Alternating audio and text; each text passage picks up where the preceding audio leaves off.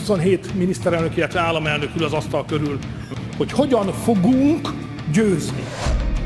Oke, dua kabar terbaru yang cukup menggigit bos. Kali ini yang pertama datang dari perpindahan alutsista monster pesisir dari Angkatan Darat ke Angkatan Laut, yaitu Tank Boot Antasena. Pertanyaannya, mengapa dipindahkan? Sebelumnya siapa yang pakai? Apa alasan utamanya Tank Boot ini pindah matra? Dan cocok untuk apakah sebenarnya alutsista ini? Setelah ini kita kupas bos. Kemudian kabar kedua yang cukup panas datang dari Uni Eropa yang kini ambiennya, suasananya mulai terasa semakin tegang bos, semakin genting.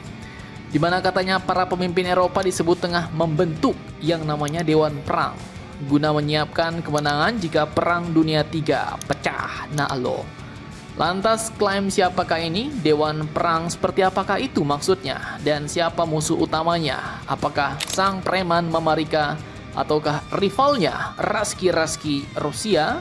Penasaran beritanya? Cus, mari kipas, mari kita kupas berita lengkapnya satu per satu bosku.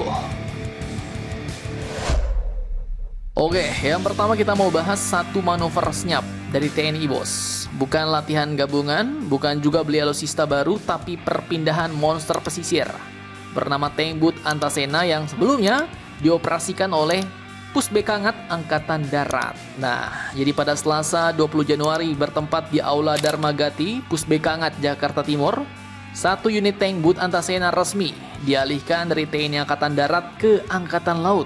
Dan jelas ini bukan pindah tangan biasa bos, melainkan pastinya juga bakal pindah medan tempur.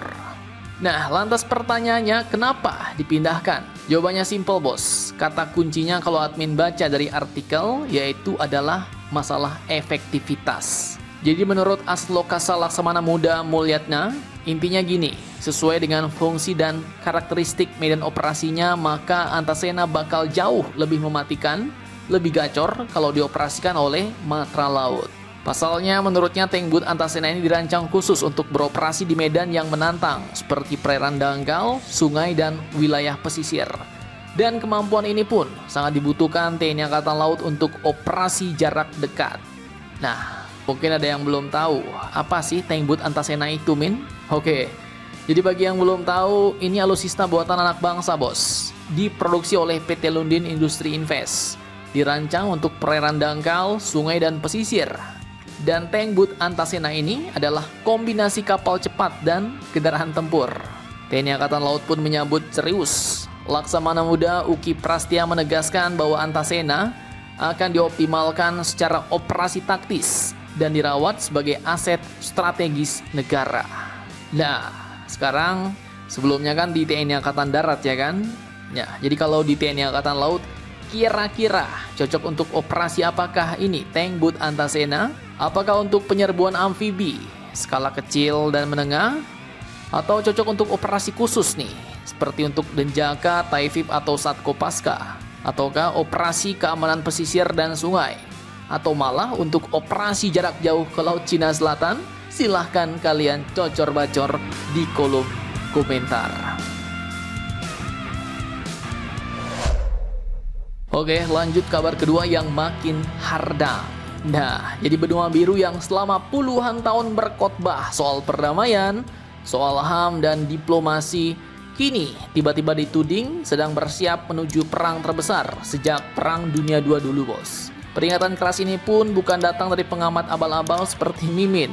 Jadi pada Sabtu 17 Januari 2026 dalam sebuah unjuk rasa anti perang di Miskolc, Hungaria, Perdana Menteri Hungaria yaitu Mr. Viktor Orban menggegerkan publik Eropa dengan pernyataannya bos.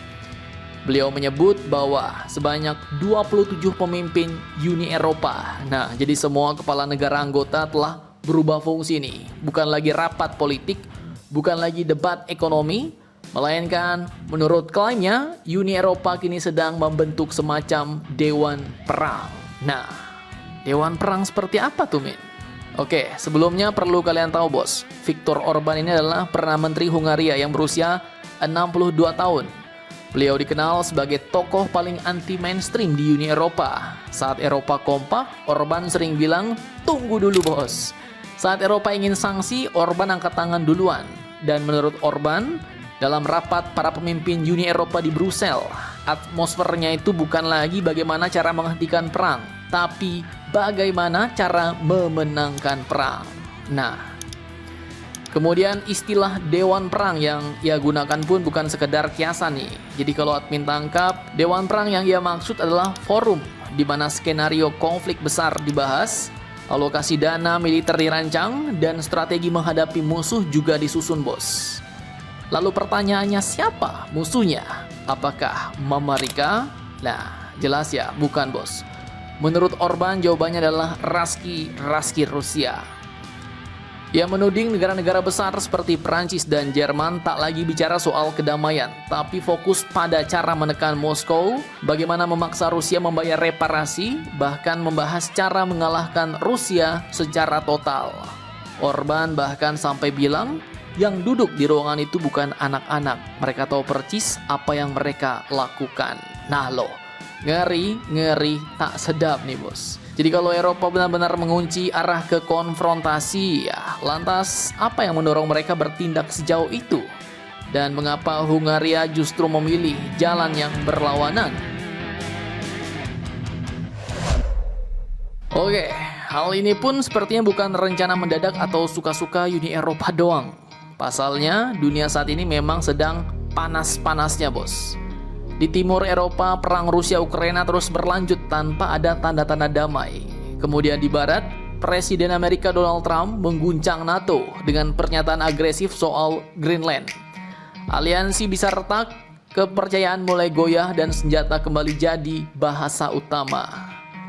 Jadi dalam kondisi seperti ini ya, menurut Orban, Eropa akhirnya memilih jalur paling berbahaya, yaitu eskalasi konflik, bos. Dari diplomasi ke deterrence, dari meja perundingan ke meja strategi militer. Namun, Hungaria sendiri berkata, kami tidak ikut. Orban malah dengan tegas menyatakan, ya mereka tidak akan mengirim tentara, mereka juga tidak akan mengirim uang, dan akan menutup pintu rapat-rapat terhadap keterlibatan perang Eropa. Alasannya ya bukan cuma idealisme, tapi realitas ekonomi mereka, bos. Menurut Orban, negara yang terseret perang besar akan hancur masa depannya, bahkan sebelum peluru terakhir ditembakkan. Nah, jadi kalau klaim ini benar-benar jadi kenyataan ya, maka implikasinya pun bakal mengerikan, bos. Eropa bisa berubah dari zona stabil menjadi medan konflik. NATO bisa terseret konflik langsung, dan dunia masuk spiral perang dunia 3. Bahkan Indonesia, negara kita kemungkinan besar juga ikut terseret nih, bos, kalau nggak hati-hati. Jadi mungkin ini masih sebatas peringatan, bukan kepastian ya. Tapi ya, jelas sejarah mengajarkan satu hal, bos.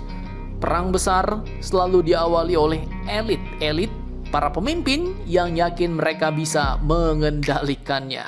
Nah, pertanyaannya sekarang, apakah World War III akan segera dimulai? Bagaimana menurut kalian hal ini? Jangan lupa komentar. Tetaplah kalian barbar dan jangan santai terus. Demi Indonesia tangguh, salam Indomax, Indo Magazines.